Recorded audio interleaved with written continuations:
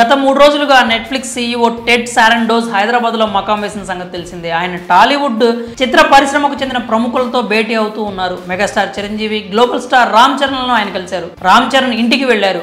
అక్కడ చిరు చరణ్లతో సమావేశం అయ్యారు. మెగా అల్లుళ్ళు సాయిధరం తేజ్, వైష్ణవ్ తేజ్లు కూడా టెడ్ తో ముచ్చటించారు. చిరు కుటుంబంతో మీటింగ్ తర్వాత జూనియర్ ఎన్టీఆర్ ఇంటికి వెళ్లారు. మధ్యాహ్నం జూనియర్ ఎన్టీఆర్ ఇంట్లోనే భోజనం చేశారు. అక్కడ కళ్యాణ్ రామ్, కొరటాల శివతో పాటు మరికొందరు కూడా టెడ్ తో సమావేశమయ్యారు.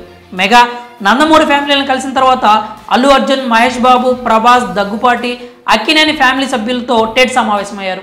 ఇందుకు సంబంధించిన ఫోటోలను తన ఇన్స్టాగ్రామ్ ఖాతాలో షేర్ చేశారు. టాలీవుడ్లోని దిగ్గజ సినిమా వాళ్లను కలవడానికి తాను హైదరాబాద్లో 3 రోజులు ఉన్నానని, సినిమా పట్ల వాళ్లకున్న భక్తికి తన మతి పోయిందని, జీవితంలో ఒక్కసారి వచ్చే అనుభవం అని, మళ్లీ తిరిగి రావడానికి ఎదురు చూస్తున్నా అంటూ పేర్కొన్నారు. టెడ్ టాలీవుడ్ చిత్ర పరిశ్రమకు చెందిన ప్రముఖులను కలిసిన దానికి సంబంధించిన ఫోటోలు ప్రస్తుతం సోషల్ మీడియాలో వైరల్గా మారాయి. అయితే నెట్ఫ్లిక్స్ సీఈఓ టెడ్ సారండోస్ హైదరాబాద్కు ఎందుకు వచ్చారు, టాలీవుడ్ సినీ సెలబ్రిటీలను ఎందుకు కలిశారన్న అంశం ఇప్పుడు దేశవ్యాప్తంగా చర్చనీయాంశంగా మారింది. ఆయన ఎందుకు వచ్చారు, సెలబ్రిటీలతో ఏం మాట్లాడారన్నది కూడా తెలియరాలేదు.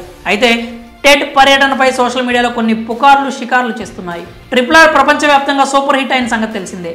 RRR నెట్ఫ్లిక్స్లోనే స్ట్రీమ్ అయింది, రికార్డులు క్రియేట్ చేసింది. ఇందుకు గాను దర్శకుడితో పాటు హీరోలకు కృతజ్ఞతలు చెప్పడానికి వచ్చారట. పనిలో పనిగా భవిష్యత్ ప్రణాళికలు కూడా సిద్ధం చేసుకొని వచ్చారట. ఇప్పుడు మీట్ అయిన కొంతమంది హీరోలు, దర్శకులతో నెట్ఫ్లిక్స్ సినిమాలు తీసే అవకాశం ఉందన్న ప్రచారం జరుగుతోంది. ఇప్పటికే జూనియర్ ఎన్టీఆర్ దేవర సినిమా స్ట్రీమింగ్ హక్కులను నెట్ఫ్లిక్స్ సొంతం చేసుకుంది.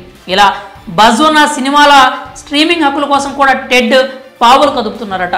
ఒకప్పుడైతే ఈ ప్రశ్నకు దేశంలో బాలీవుడ్ నంబర్ 1 కాబట్టి అందుకే అన్న సమాధానం వచ్చేది. కానీ ఇప్పుడు పరిస్థితులు మారిపోయాయి. పాన్ ఇండియా సినిమాల హవా నడుస్తోంది.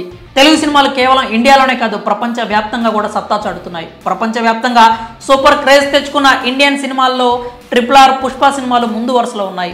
ఇవి 2 కూడా తెలుగు సినిమాలే. దీనికి తోడు RRR సినిమా ఆస్కార్ను సైతం సొంతం చేసుకుంది. రామ్ చరణ్, జూనియర్ ఎన్టీఆర్లకు ప్రపంచవ్యాప్త గుర్తింపు వచ్చింది. అంతకన్నా ముఖ్య విషయం ఏంటంటే తెలుగువారు సినిమా ప్రియులు. ఓటీటీని వాడుతున్న వారిలో తెలుగువారే ఎక్కువ. మార్కెట్ పరంగా బాలీవుడ్ కంటే టాలీవుడ్ జెట్ స్పీడ్తో దూసుకుపోతుంది. టాలీవుడ్ నుంచి మంచి మంచి కంటెంట్ ఓటీటీలోకి వస్తుంది.